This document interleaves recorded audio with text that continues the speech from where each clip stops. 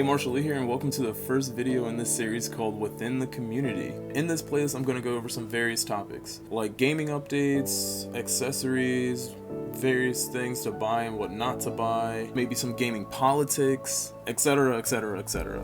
But overall, in this playlist, I'm going to try and cover everything that isn't hardware. But before I begin, I wanted to remind you to go down to that subscribe button, give it a click. It gives me the motivation to keep on going. Also, leave me some comments with whatever opinion you may have. Now, today in this episode, I wanted to go over a touchy subject: gender equality in gaming. Now, I know what you're thinking. This is such a controversial topic. I'll never understand what it feels like to be a woman gaming, or, whatever the case may be. And that's absolutely right. I will never know, but I can do the research and educate myself on what's going on. And today, the BBC actually published an article about harassment and abuse with some girl gamers in the gaming community. So let's talk about Jasmine Jada, full-time streamer and gamer from Leeds, England. She says that harassment in video games has gotten so far to the point that a lot of girl gamers don't even want to speak up in multiplayer matchmaking. Multiple times she's had to go through men trying to guess what her body looks like in gaming lobbies, and it just makes playing the game for her super uncomfortable, which I can totally understand, because I want to say around the 2010 era of gaming, there was a lot of toxicity. I mean, a lot of toxicity.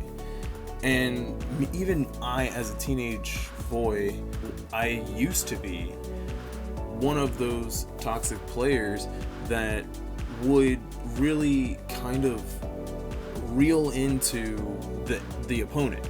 Now, what I will say is that I never discriminated against either a man or a woman. Anybody that was my opponent was going to be able to get, what I thought was trash talk. But what I thought was trash talk sometimes was a bit too far. It is a fact that women gamers and non-binary gamers are on the rise in this community. And Jasmine just wants these companies to hold some accountability for themselves. I mean, at least Nintendo even condemns alleged abuse against their community. Now, how I play the game now versus when I was in a multiplayer matchmaking situation in 2010 to around 2015, two completely different people. I'm sure that's the way it is for a lot of gamers nowadays. We grow, we learn, and a lot of what I can say now stems from learning what I couldn't say back then. And there's still a lot of people that use racial slurs, homophobic slurs, and it's, in my opinion, completely unnecessary. It really is unnecessary. However, at the same time, I can understand that it's not really coming out of a real source of anger. There's no way that the other person on their side of the screen can see who you are as a person. So it is, in my opinion, my responsibility to understand that and really not take it so personally. Do I think that there is a too far? Again, yes, I do. I definitely do. And that too far doesn't really have a far line. There are some things that you really just shouldn't say. Also, yes, I do think that you should think about what you are saying before you say it. But on a different side of that coin, no matter what you identify as, you have to know that the game is rated M for mature for a reason. It's not rated E for everybody.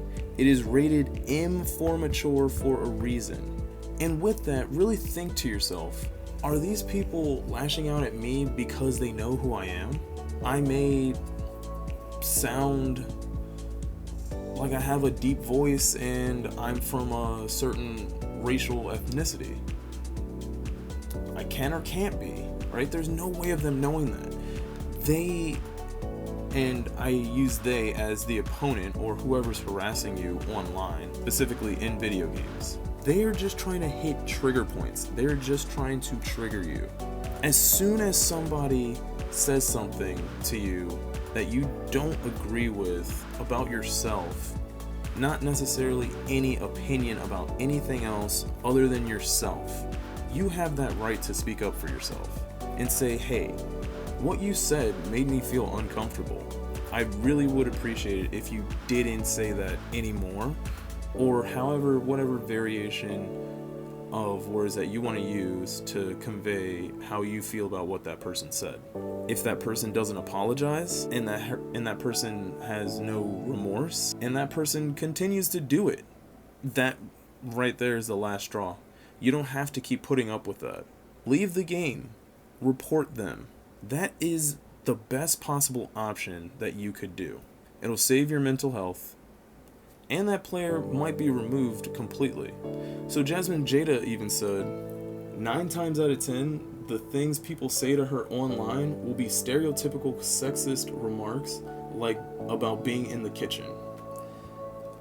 How old is this joke gonna get? Like, it's ridiculous. It is ridiculous that people are still saying this to other people.